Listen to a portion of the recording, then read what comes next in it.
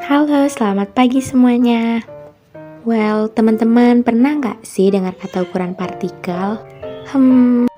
Apa sih ukuran partikel itu? Apakah itu ukuran benda kecil yang harus kita hitung?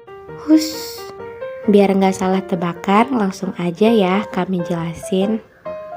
Jadi, ukuran partikel berhubungan dengan luas permukaan dan tegangan antarmuka. Ada satu pendapat dari Dalla Valle mengenai ukuran partikel, yaitu menurut Dalla Valle, ukuran partikel merupakan suatu ilmu dan teknologi yang mempelajari tentang partikel kecil, terutama mengenai ukuran partikel. Dalam dunia kefarmasian, mempelajari ukuran partikel sangat penting karena dapat menentukan sistem dispersi farmaseutik dan berhubungan dengan kestabilan suatu sediaan. Lalu, apalagi sih manfaat dari kita mempelajari ukuran partikel dalam bidang farmasi? Jadi, manfaat ilmu tentang ukuran partikel dalam bidang kefarmasian antara lain. Yang pertama, ukuran partikel mempengaruhi kekompakan tablet, kestabilan emulsi, dan suspensi.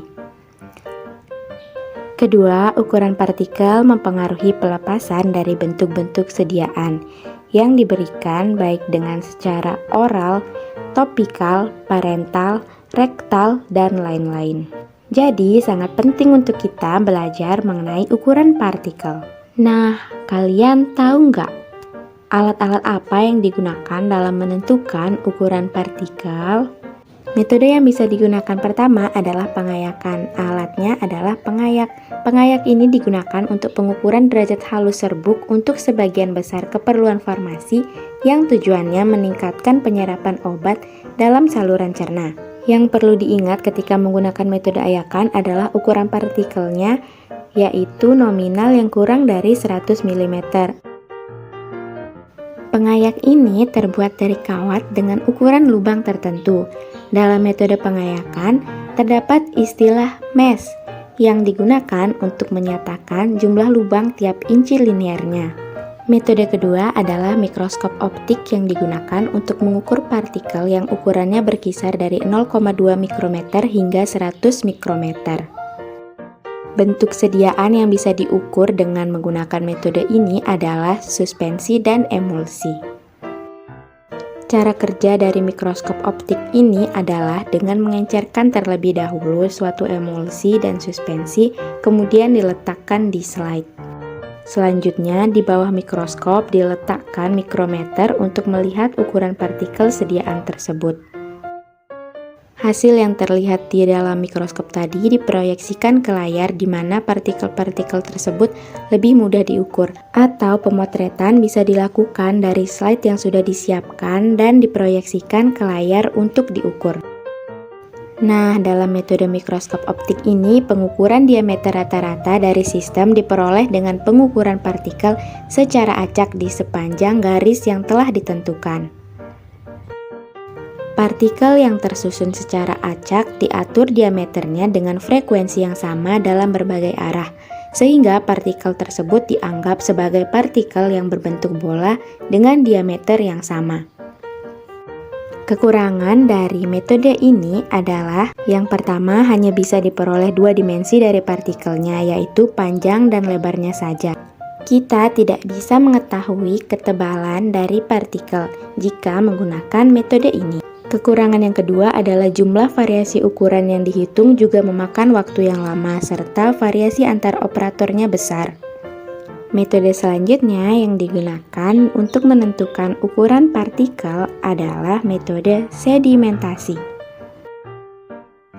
Metode sedimentasi atau pengendapan merupakan metode untuk menentukan ukuran partikel berdasarkan prinsip ketergantungan laju sedimentasi partikel pada ukurannya. Pada prinsipnya, cara ini menggunakan hukum sedimentasi Stokes. Untuk menggunakan hukum Stokes, laju sedimentasi dari suatu partikel tidak boleh terjadi turbulensi. Karena hal ini akan mempengaruhi sedimentasi dari partikel dan partikel-partikel yang diukur, yaitu partikel yang bentuknya tidak beraturan dari berbagai ukuran.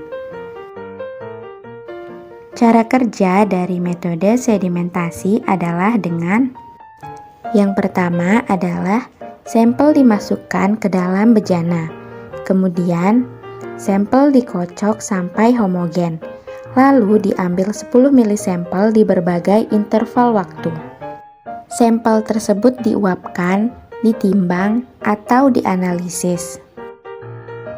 Garis tengah partikel di tiap interval waktu tersebut dihitung dengan hukum Stokes. Selanjutnya, prinsip Coulter-Counter.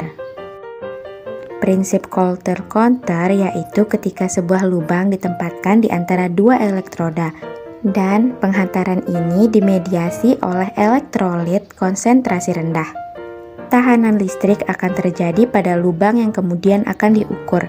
Tahanan tersebut akan menciptakan sensing zone. Adapun kelebihan dari Coulter-Counter ini sendiri yaitu yang pertama dapat digunakan untuk menganalisis partikel. Kedua, dispersi encer nanopartikel atau mikropartikel juga bisa dievaluasi menggunakan Coulter-Counter.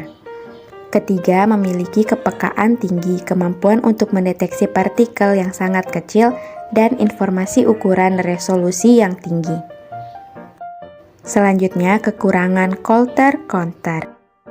Yang pertama, tidak memadai untuk formulasi dengan range ukuran lebih rendah. Yang kedua, penanganan sampel dan kebersihan instrumen dapat mempengaruhi ukuran partikulat. Yang ketiga, range ukuran sediaan farmasi yang luas menyebabkan penyumbatan pada lubang dan kecepatan pengukuran menjadi lambat. Selanjutnya, kami akan menjelaskan bentuk dan luas permukaan. Wah, ternyata bentuk partikel itu dapat mempengaruhi aliran dan sifat pengemasan dari suatu serbuk logam. Dan juga bentuk partikel itu berpengaruh terhadap luas permukaan. Semakin tidak simetri suatu partikel, maka semakin besar luas permukaan per satuan volumenya. Adapun luas permukaan spesifik dapat dirumuskan sebagai berikut. Adapun untuk menentukan luas permukaan itu ada dua metode, yaitu absorpsi dan permeabilitas udara.